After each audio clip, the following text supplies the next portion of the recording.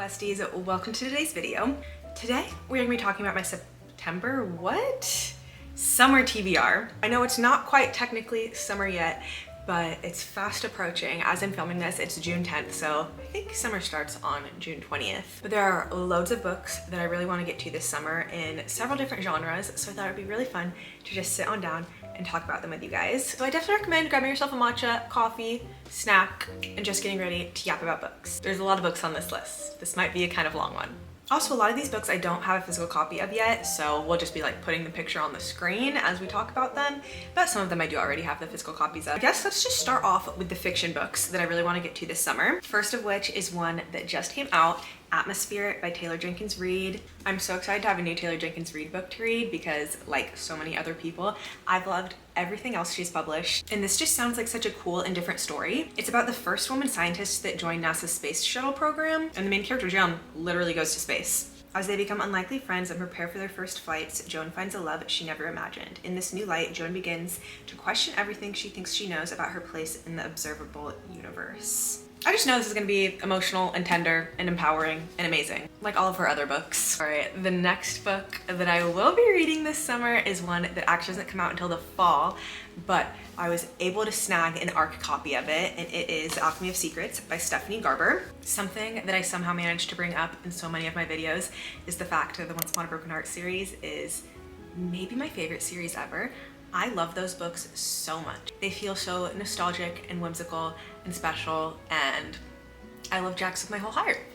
Anyways, I know this is going to be probably very different from Once Upon a Broken Heart because that series is YA fantasy, and I think this is just general adult fiction. If it's written by Stephanie Garber, I'm gonna read it. It's about a haunted hotel in Los Angeles that the devil favors. If you buy him a sidecar, he'll give you one of his business cards. Each card may be used only once for an appointment with the devil, where you can make a deal for whatever you want. The devil is a myth, one you don't believe in, but when you walk out of the theater, you want one of those cards. So maybe there is like an element of magic to it too. I just actually cannot believe that I have this in my hands. I'm so excited to read this. The next book on my list I feel like could maybe be classified as romance, but I think her other books are also classified as fiction. I don't know.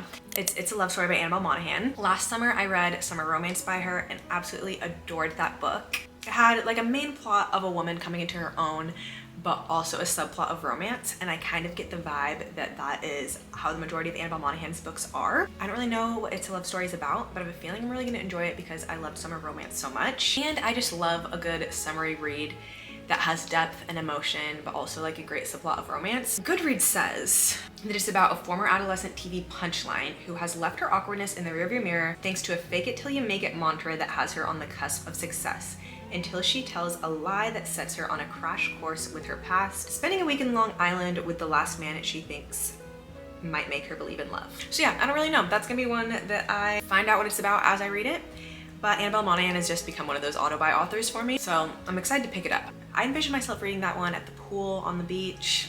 Those are the vibes. Okay, next book on my list is The Wedding People. This is one that I've been hearing a lot about for quite some time now. I never really knew what it was about until recently. It's about a woman who has come to the conclusion that she wants to end her life. So she books this stay at a hotel and quickly finds out that everyone else staying at the hotel is there for a wedding. She stumbles into the bride and for whatever reason spills the beans as to why she's there. And the bride freaks out and says, you can't unalive yourself. That'll ruin my wedding. Which is obviously really selfish, but also kind of hilarious that that's her initial reaction. So this just sounds like it's gonna be a very witty story, and hopefully it'll have kind of like an uplifting ending. The overall premise of it makes me think of something that Frederick Bachman would write, and I love Frederick Bachman. So hopefully I'll get to The Wedding People this summer. Speaking of Frederick Bachman, his new release is also on my list, My Friends. I've had this one for a little while now, but I've been putting it off reading it a little bit. Sometimes I do that when there's a book that I'm really anticipating. I want the vibes to be perfect, and then I put it off for a little bit, so I have caught myself doing that with this. But I'm sure I'll get to it sometime soon because I do want to read it this summer. It gives me summer vibes for whatever reason. Maybe it's because it has people in a pool. But from what I've gathered in the book, this image right here is a famous painting that the main character, Louisa, is fascinated by. She's an artist herself and wants to understand the story behind the three figures in the painting. So I think she goes on a mission to do so. Frederick Bachman's books always just hit so hard. He has a way of talking about such deep, hard topics, but in such a light and easy to digest way, which is probably like my favorite subgenre of books. Deep, emotional books with humor. Okay, The Favorites by Lane Fargo. Been hearing so much about this book since it came out earlier this year. I was initially drawn to it because multiple people said it gave Daisy Jones and the Six and Magnolia Parks, two of my most favorite books ever, so immediately I knew I had to read this. I guess it follows two figure skaters who were quite famous and had a huge falling out, and then years later this documentary is coming out that's trying to uncover what happened. So I think the main female character steps out and wants to set the record straight. I could be wrong, but I think that's what it's about. I think where people say it's similar to Daisy Jones and the Six is because there are chapters where it's just dialogue. Similarly to in Daisy Jones, how the entire book is just like documentary style. This is another one that I feel like I'm just gonna adore. And I have an autographed copy. How cool is that? I just found it at a little local bookstore and had to pick it up. Okay, next book on my list, I'm already actually reading. And it is Writers and Lovers by Lily King. I don't remember where I initially heard about this book, but when I read the back, I was like, yep, that's for me. It says, blindsided by her mother's sudden death and wrecked by a recent love affair, 31-year-old Casey Peabody has arrived in Cambridge, Massachusetts in the summer of 1997 without a plan beyond a determination to live a creative life. Written with King's trademark humor, heart, and intelligence. I feel like that's what I was trying to describe when I was talking about Frederick Bachman. Humor, heart, and intelligence. This is a transfixing novel that explores artistic passion, ambition, and the terrifying and exhilarating link between the end of one phase of life and the beginning of another. Writers and Lovers is an unforgettable portrait of an artist as a young woman. Yeah, I just love books about creative people. I also love books when characters are in transitional phases in their lives because I'm kind of in one myself, so I always like relating to that. But anyways, this book is gonna be in a reading vlog very soon. It also takes place during the summer. Okay, next book on my fiction list is Talking at Night by Claire Davelry. And I think I put this book on the list because people said you might like it if you like Sally Rooney books.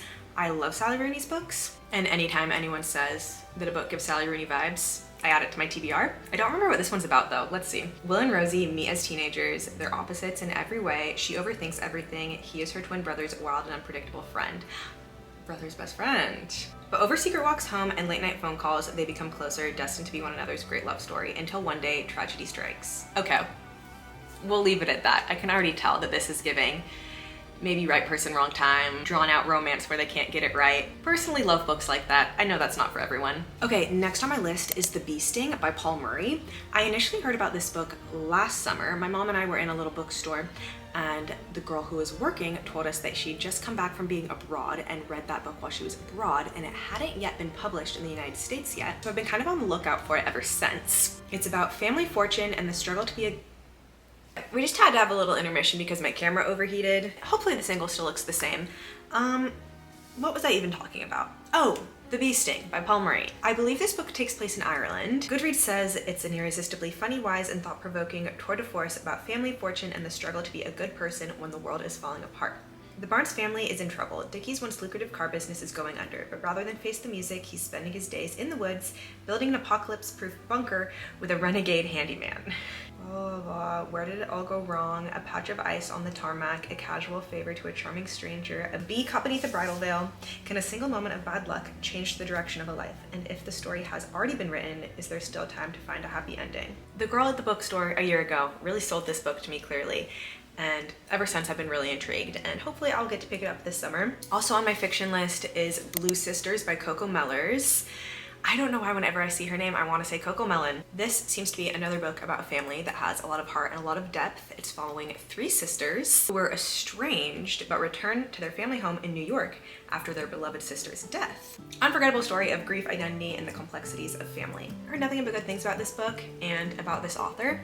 I never read Cleopatra and Frankenstein, but Blue Sisters sounds a little bit more up my alley, so I think I'm gonna start with that one. Then if I enjoy it, maybe I'll go read Coco Meller's other book. But yeah, last two on my fiction list. This TBR is so long, you guys, I'm sorry. Hopefully you guys are getting some good things to add to your TBR too. Okay, Remarkably Bright Creatures by Shelby Van Pelt. I've heard that this book is also a good one for Frederick Bachman lovers because once again, deals with death, grief, challenging emotions, but is also sweet, funny, charismatic, and there's an octopus that our main character communicates with, supposedly. So I just need to know how that unfolds. Oh, it seems like they're kind of solving a mystery together. This one just seems so sweet. Okay, last book on my fiction TBR is Welcome to the Hayanamdong Bookshop. Not sure I pronounced it correctly. This book takes place in South Korea. I imagine that it has been translated from Korean. And it's about a woman who has built up a very successful life for herself, but takes a leap of faith and leaves all of this behind. She quits her job, divorces her husband, and moves to a quiet residential neighborhood outside the city and opens a bookshop. Transition isn't easy. For months, all she can do is cry. As the hours stretch on, she begins to reflect on what makes a good bookseller and a meaningful store. I love stories like this, and I'm pretty sure this is a really short one, maybe one that I could even just read in one sitting. Cover is also very beautiful, and I don't often read translated books, so I thought that would be a fun one to add to my TBR. Okay, let's talk about the few fantasy books that I've put on my TBR for the summer. One of them just came out today, and it's Bury Our Bones in the Midnight Soil by V.E. Schwab. I'm so excited to read this book. The Invisible Life of Ivy LaRue is one of my favorite books ever, so I feel like I can trust that anything that V.E. Schwab comes out with is going to be written poetically and beautifully and will just make me feel so much. All I know about this one is that it's about lesbian vampires. Let's see what the back says. 3 young women, their bodies planted in the same soil, their stories tangling like roots. One grows high, one grows deep, and one grows wild. And all of them grow tea. Honestly, I'm probably just gonna go into this blind. That's all I need to know. This doesn't sound like it's gonna be giving summery vibes, but I'm still so eager to read it. Also, I got a signed edition, so that is really fun. Next fantasy book on my list is Fearless by Lauren Roberts, the last book in the Powerless trilogy. This one's also been out for a couple of months, but I have not gotten to it yet, so hopefully I will this summer. I feel like this series got wildly popular because it's just a fun, easy to read YA fantasy series with fun romance, lots of banter, super fast paced. The first book has trials in it, which I always love. I feel like a really good trial setting really pushes a plot along. Anyways, I've heard some mixed things about this one, but I feel like I've heard that people overall enjoyed it. I really enjoyed the first 2 in the series. I can understand why some people wouldn't because they're rather tropey, but if you're just looking for like an easy to read YA fantasy, I think this series is great. I didn't spoil anything for myself, but I just caught myself looking to like the last page. Why would I do that? No. I've also heard that it gets kind of crazy at the ending, so I can't wait to see where Lauren Roberts takes the rest of the story. The next fantasy book that I'm really interested in reading this summer is The Rose Bargain. This one is by Sasha Payton Smith. I've heard if you're a fan of Once Upon a Broken Heart, you might also really like this book because of the magical, whimsical, fairy tale-esque vibes of it all. I guess like the girls in high society England are meant to bargain with the Fae Queen for desirable traits that will help them find a husband. And this is like a thing that has gone on for years. This year will be different because they're trying to get the Fae Queen's son's hand in marriage. I don't know, I love a good YA fantasy, and I feel like this will be another one that will be really easy and just fun to read. Okay, the last fantasy that I have on this list is The Bridge Kingdom by Danielle L. Jensen. I'm super intrigued by this series because I have heard that it brings yearning back, and who doesn't love a good plotline with intense yearning? The audiobook is also free and available on Audible, so maybe I'll give the audiobook a try. I guess it follows a warrior princess, Lara, who has always known 2 things. The king of Erin of the Bridge Kingdom is her enemy, and that she must do the one thing to bring him to his knees. When she's sent as his bride, Lara is prepared to do whatever it takes to kill the king. But when she lays her eyes on this man, she begins to question whether he truly is a villain. As her feelings deepen for Erin, she must choose which kingdom to save and which to destroy. So yeah, there's definitely a huge plotline of romance in this one, but I'm intrigued. I want to try it out. And that brings us to our final category of my TBR, which is romance books. I feel like it is so fun to read a good romance book in the summertime, out in the sun, a nice easy read. So once again, there's quite a few books on this list, so let's just get right into it. Top of the list, probably the one that I'm most excited for, Time of Your Life by Jessa Hastings. She just announced that it's coming out, I believe, July 15th, and I'm so excited. It's about a British pop star, rock star, bad boy. I think the female main character is a model. I don't know, it takes place in London. It's giving Harry Styles fan fiction, and everything about this book just sounds like it was written for me, so I cannot wait to read it. Okay, Sounds Like Love by Ashley Poston comes out on June 17th. I'm a huge fan of Ashley Poston. I loved The Dead Romantics, loved The 7-Year Slip. Her last release wasn't my fave, but didn't hate it, so I'm still really looking forward to her next release. It follows a songwriter and a bitter musician. They share a startling and inexplicable connection. Oh, it's giving deep cuts. Anyways, Ashley Poston always threads like little elements of magic into her books, which I love so much. It makes her books so fun and whimsical, and I'll be intrigued to see how she does it in this one because I assume she will. Okay, next is Wild and Wrangled by Lila Sage. This is the last book in the Rebel Blue Ranch series. This is a super fun cowboy romance series. It gives very similar vibes to the Chestnut Spring series by Elsie Silver because all of the books are kind of interconnected standalones. I would recommend reading them in order though. They take place in a small town in Wyoming, and all the characters are kind of related somehow, whether it's like siblings or friends or whatever. They're all connected, so there's a great family and found family aspect to it. And I feel like every book in this series has only gotten better. The first one I didn't love, second one I really liked, third one I love. So hopefully I will also love the last one in the series. One Golden Summer by Carly Fortune.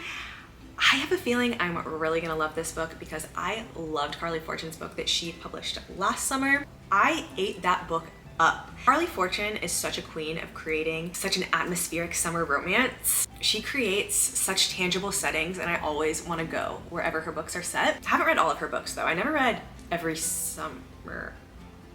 I never read the pink one, whatever the pink one's called. Her first one, the blue one, why don't I remember what they're called? I think it might be because the titles are all really similar. Anyways, this one that just came out, One Golden Summer, the main male character is also in Every Summer After, I think. Yeah, the blue one is Every Summer After, the pink one is Meet Me at the Lake. Last year's This Summer Will Be Different, and this is One Golden Summer. So glad I figured that out in my head. Thanks for coming along on that journey with me, you guys. Anyways, One Golden Summer follows the brother, Charlie, from Every Summer After. I know that the female main character is a photographer, which is really cool because like I previously said, I love reading books about main characters that are really creative. So I'm just so excited to get to that one. Okay, Passion Project by London Sperry. This is another book about a main character who seems to really be in a transitional period in her life. I think she's kind of lost passion for everything, and she meets this male main character who makes it a mission to help her find her passion again, which just sounds so good and sweet and empowering, and I feel like I've heard that people really enjoyed it, so that one's on my list. Next is This Is a Love Story. Oh wait, what's this one? Oh wait, this is actually a fiction book. This should have been in my other category, but we'll just talk about it now. This Is a Love Story by Jessica Soffer. I am so intrigued by this book. It is about a couple who have spent all of their lives together, and I believe the wife's life may be coming to an end. I think she has some kind of terminal illness, but it takes place in New York City, and throughout their entire relationship, they have spent time in Central Park, and I think it kind of tells their story through a lens of Central Park, and that just sounds so cool and different, and yeah, told in various points of view, even in conversation with Central Park itself. These voices weave in and out to paint a portrait as complicated and as central as love itself. Oh, that sounds so good. Okay, next on my list is The Godparent Trap. This is by Rachel Van Dyken. I heard about this one from Destiny Sidwell. I think she recommended it in one of her videos, but as soon as she said it is similar plot to Life as We Know It, the rom-com, I was sold. That is maybe my favorite rom-com ever. I love that movie so much. I really want to read this book. In that movie, two people know each other through mutual friends. Those mutual friends have a baby, and unfortunately, the friends pass away in a car accident, and they're two friends that don't know each other super well as the godparents. I assume that's probably the setup for the book as well. Yeah, this is one that I haven't heard much about, so I'd love to read it for myself and see what I think. Hopefully I like it as much as I like Life as We Know It. Okay. Finally, one that I have a physical copy of. This is The Ex-Vows by Jessica Joyce. I know Sarah Crowley loves this book. I have a feeling I'm gonna love it too. It's a second chance romance about two people that are brought back together because their friends are getting married, I believe. But I love a good second chance romance, so I actually think I really want to get to this one really soon. The cover's like kind of cringe, but I kind of love it at the same time. Okay, I think the fact that my camera just overheated again is a sign that it's time to round out this video because I've been talking for so long about so many books, but I'm just so excited about all these books that I'm really looking forward to getting to this summer. I'd love to know in the comments what's at the top of your guys' TBR for the summer, because I am always growing my own TBR list and would love to know what you guys are looking forward to reading. I hope you guys enjoyed watching today's video, and I hope you guys have so many 5-star rates this summer. Okay, hope then I'll see you in the next one. Bye.